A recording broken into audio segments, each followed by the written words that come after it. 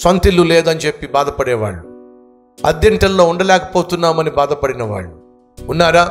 అయితే దయచేసి గమనించండి, ఇది ఆత్మీయ యాత్రలో ఈ అసౌకర్యము అనేది ఉంటుంది. శాశ్వతంగా ఉంటుందా? లేదు, తాత్కాలికంగా ఉంటుంది. ఈరోజు ఒకవేళ నీవు నివసిస్తున్న స్థలము నీకు సౌకర్యం లేక ఇరుకుగా ఉందేమో, దిగులు పడద్దు. ప్రభువు పట్ల విశ్వాసం ఉంచు. అరణ్యంలో వీళ్ళు ప్రయాణం చేస్తున్నంత కాలము మాత్రమే వాళ్ళు అరణ్యంలో నివసించాల్సి వచ్చింది. ఆ తర్వాత దేవుడు వాళ్ళకి వాగ్దానం చేశాడు, వాగ్దాన భూమిని ఇచ్చాడు.